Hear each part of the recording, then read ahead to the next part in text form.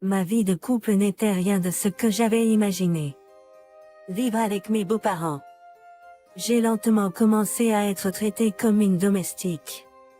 Ma belle-mère m'a confié toutes les tâches ménagères, affirmant que c'était mon devoir en tant qu'épouse. Et mon mari, peut-être empoisonné par l'attitude de sa mère, s'est rangé de son côté. Au début, j'ai essayé de supporter, mais j'ai rapidement atteint ma limite. Au milieu des joyeuses célébrations du nouvel an, j'ai décidé de mettre fin à cette vie. Je m'appelle Rachel, une femme au foyer de 27 ans. Nous nous sommes mariés il y a 6 mois et vivons avec ses parents depuis. J'ai accepté cette vie sans grande résistance car c'était ce que nous avions décidé dès le départ. Ses parents sont assez aisés et la maison est immense. Le rez-de-chaussée est pour ses parents et le deuxième étage est notre espace, ce qui signifie que nous n'avons pas besoin de marcher sur des œufs autour d'eux. Avoir un grand espace privé dans cette immense maison était vraiment une bénédiction pour moi. Mon beau-père dirige une entreprise et possède des biens considérables. Leur maison fait presque le double de la taille des maisons voisines, et la voiture de luxe que conduit mon mari lui a été offerte par son père. Mon mari est ce que l'on pourrait appeler un fils privilégié, et cela se voit. Mais je ne l'ai pas épousé pour cette immense fortune. Notre mariage était le résultat d'un amour sincère. Son statut et son héritage futur ne sont que des avantages. Je n'ai jamais demandé d'aide financière de sa part. Peut-être à cause de cela, mes beaux-parents semblent m'apprécier. Depuis notre mariage, il n'y a eu aucun problème domestique particulier, et nous avons pu vivre en paix. Cependant, récemment, l'attitude de ma belle-mère à mon égard a commencé à devenir étrange. Ce changement a commencé à l'époque où mon beau-père a entrepris un projet commercial important et est parti en voyage d'affaires. Nous avons renvoyé la femme de ménage, donc tu vas devoir prendre le relais maintenant. Ils avaient une femme de ménage car la maison est vaste. J'avais pris soin de notre espace, donc la femme de ménage aidait surtout ma belle-mère. Mais soudain, la femme de ménage a été renvoyée. Apparemment, avec ma belle-mère et moi, nous devrions pouvoir nous en sortir. Nous devons nous occuper de la maison pendant l'absence de papa. Mais en réalité, ma belle-mère n'a rien fait. Soudainement, je me suis retrouvée à gérer tout le ménage pendant qu'elle passait ses journées à déjeuner ou prendre le thé avec des amis, ou à s'adonner à son passe-temps de la pâtisserie, vivant ainsi une vie insouciante. C'est bien d'avoir une belle-fille travailleuse. Tu es tellement efficace comparée à moi, la paresseuse, disait-elle avec un sourire narquois. La maison dans laquelle nous vivons, qui appartient à mes beaux-parents, est immense. Juste pour la nettoyer, cela prend beaucoup de temps, donc il n'y a presque pas de temps mort. Qu'elle comprenne cela ou non, ma belle-mère est tellement insouciante à ce sujet. Mais je ne pouvais pas me plaindre. Même si c'était la décision de mon mari, le fait demeure que nous vivons dans la maison de ses parents. De plus, notre relation est celle d'une belle-fille et d'une belle-mère. Il était hors de question pour moi de lui tenir tête. Mais profitant de ma nature non confrontante, les demandes de ma belle-mère ont juste augmenté.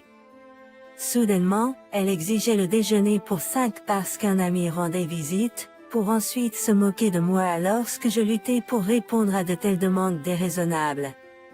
J'ai dû faire face à un harcèlement passif-agressif et terrible de sa part. Si je ne pouvais pas satisfaire les souhaits de ma belle-mère, elle me sermonnait pendant des heures. Et elle me disait toujours, c'est le devoir d'une belle-fille de travailler pour la famille. Assure-toi de bien le faire, riait-elle. Puis, elle est devenue encore plus effrontée. Avec l'absence de mon beau-père, il semblait qu'elle se sentait libre de faire ce qu'elle voulait. Je ne pouvais plus le supporter, alors j'ai décidé d'en parler à mon mari. Pourrais-tu peut-être parler à ta mère de cela? Essayant de ne pas faire de vagues. Je lui ai demandé de dire à ma belle-mère d'arrêter ces demandes ridicules et ce harcèlement. S'il savait que sa femme était traitée comme une servante tous les jours, je pensais qu'il serait tout aussi contrarié. Alors je lui ai tout dit. Cependant, sa réponse n'a pas du tout été celle à laquelle je m'attendais. De quoi parles-tu? C'est exactement comme le dit ma mère. C'est le devoir d'une épouse, donc tu dois faire ce qu'on te dit. Il a pris parti pour ma belle-mère. Bien sûr. Je comprends que c'est sa mère.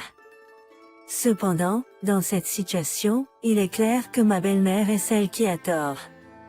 Refuser de reconnaître cela et me blâmer à la place. Et au lieu de me blâmer, cela m'a fait penser, est-ce parce qu'ils sont de la même famille? Pendant l'absence de mon père, tout ce que ma mère dit est loi. Écoute-la. Mon mari a complètement pris parti pour ma belle-mère et m'a demandé d'être plus compréhensive. Depuis lors, ma belle-mère a été encore moins attentionnée envers moi. Elle a commencé à me traiter encore plus comme une servante, comme si c'était attendu. Chaque jour, je serais coincée à la maison, à faire des tâches ménagères et des courses pour ma belle-mère. Vu cette situation, je n'avais personne vers qui me tourner pour obtenir du soutien. Par moments, je trouvais mon travail de bureau bien plus facile que cela. Si je relâchais un peu la pression, les tâches ne seraient pas terminées en une journée. Mais je ne suis pas un robot. Une telle vie a eu un impact sur ma santé. Puis, en fin d'année, je suis tombée malade. Ayant travaillé sans relâche, il était évident que j'étais épuisée. J'ai calmement réfléchi à ma santé qui se détériorait. Ce n'était pas surprenant étant donné les circonstances. Cependant, ce qui m'a surpris, c'est ce qui a suivi. Un matin, quand ma belle-mère me pressait de nettoyer comme d'habitude, je lui ai dit que je ne me sentais pas bien. Nous devons faire le nettoyage de fin d'année aujourd'hui, et tu veux faire une pause? Tu n'es pas différente d'une servante, connais ta place. Ma belle-mère m'a clairement appelée servante, et mon mari a acquiescé. J'ai alors réalisé que je ne pouvais rien attendre de ces deux-là. À partir de ce moment, c'était juste une question d'entêtement. Malgré ma santé fragile, je me suis forcée à commencer le grand nettoyage. Pendant le nettoyage, je me répétais que c'était la dernière fois. Ce mode de vie prend fin cette année. Je murmurais, ignorant leur mépris, et je continuais mes tâches ménagères. Et voilà. J'ai fini le grand nettoyage. Mon mari et ma belle-mère regardaient la télévision ensemble en sirotant du thé. Je pensais, ils sont vraiment détendus. Je me suis effondrée sur le lit et je me suis instantanément endormie. J'étais complètement épuisée. Le lendemain matin, je me sentais terriblement mal. J'étais encore fatiguée de la veille. Cependant, en tant que belle-fille, j'avais des responsabilités. Je devais préparer le nouvel AN. Je suis allée faire des courses avant que ma belle-mère puisse dire quoi que ce soit et j'ai discrètement préparé le nouvel AN. Oh, tu es levé tôt aujourd'hui. Enfin, agissant comme une belle fille. C'est bien. Ma belle-mère m'a observé m'activer dans la maison avec une expression satisfaite. Quelques jours plus tard, la veille du nouvel AN, mon beau-père est rentré à la maison. Ma belle-mère était beaucoup plus réservée ce jour-là, comme une personne complètement différente. J'ai alors réalisé qu'elle ne voulait pas que son mari voie son vrai visage qu'elle me montre. Le jour de l'an, je me suis levée tôt et j'étais dans la cuisine. Des proches venaient, donc j'étais occupée à préparer les repas et à préparer la salle pour la réception.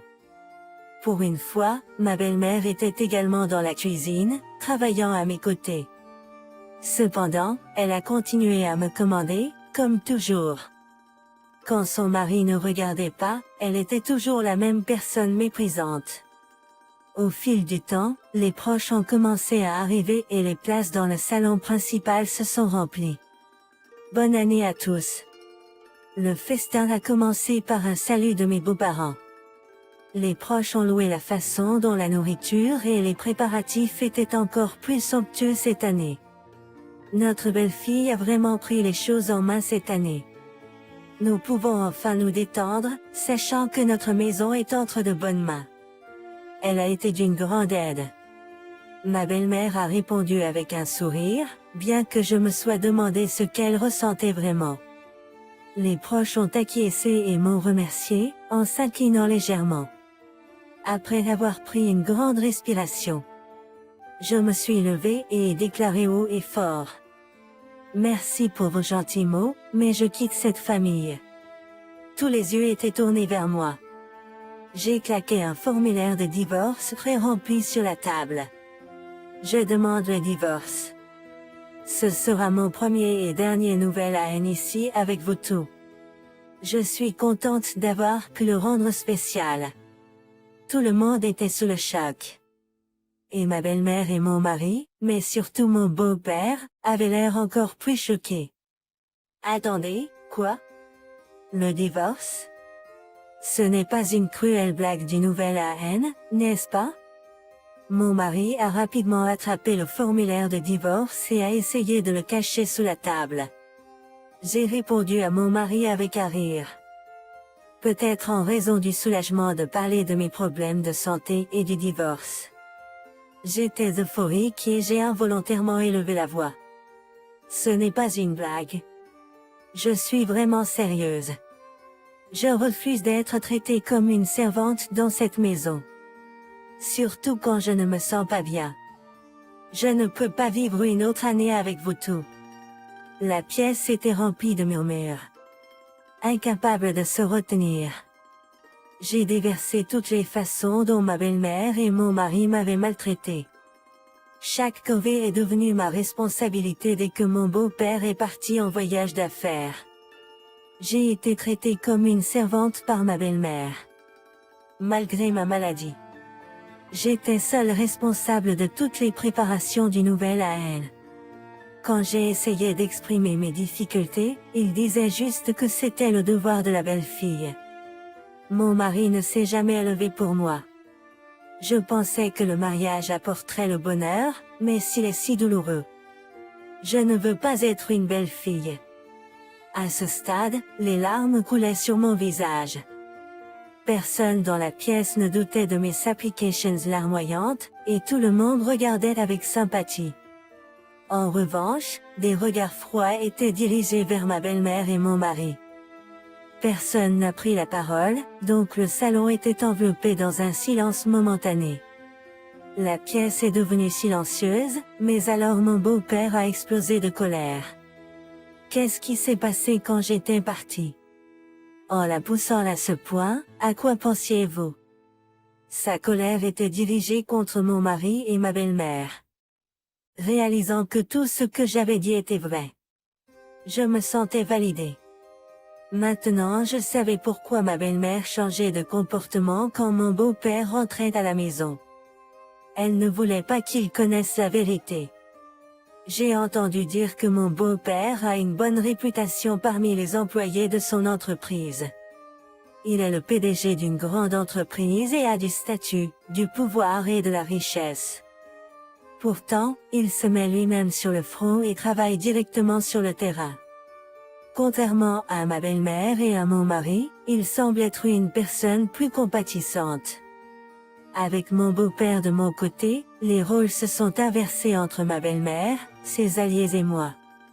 Coincant ma belle-mère et son groupe, mon beau-père a continué, se faufilant et intimidant notre belle-fille.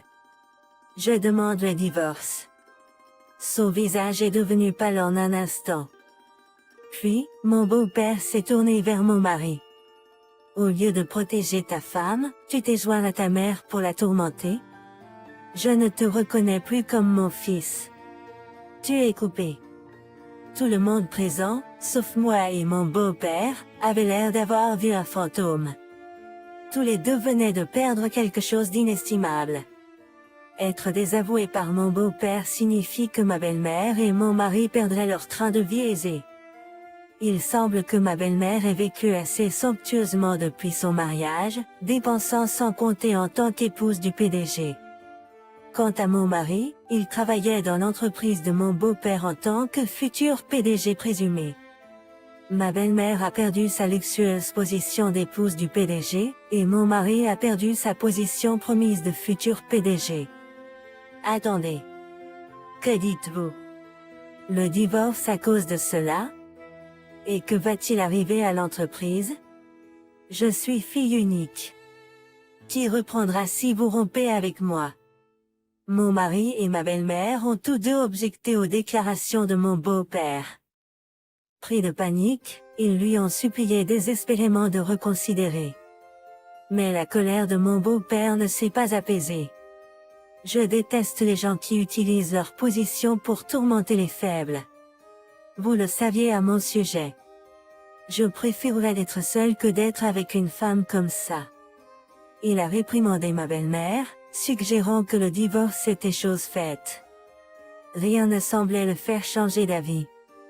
Je ne peux pas faire confiance à quelqu'un qui ne peut même pas protéger sa propre épouse avec ma précieuse entreprise et ses employés. Je n'ai aucune intention de traiter avec une telle vermine. Il cracha sur mon mari et lui ordonna de signer les papiers du divorce que j'avais préparés. L'atmosphère festive du nouvel AN s'était transformée en enfer. Les proches semblaient déçus par ma belle-mère et mon mari, et personne ne vint à leur secours. Rachel. Je suis vraiment désolée. Je ne peux pas annuler le mal fait, mais je veillerai à ce qu'il se rachète auprès de toi. Mon beau-père s'inclina profondément devant moi et fit également incliner mon mari et ma belle-mère. Voyant les deux s'incliner la tête, je me sentis un peu mieux. Tenant les papiers de divorce que mon mari avait signés, je quittai leur maison d'un pas léger. L'extérieur était clair et vif, comme le jour de l'an. Mon cœur était rempli de joie. Après cela, mon divorce a été prononcé. Grâce à l'intervention de mon beau-père. J'ai reçu une somme importante de dommages et intérêts de la part de mon mari et de ma belle-mère. Ce n'était qu'environ 20 AN de mariage, mais ils ont dû compenser le temps perdu et la douleur qu'ils m'ont causée. Même après avoir quitté sa maison, il m'a aidé à trouver un emploi et un nouveau logement.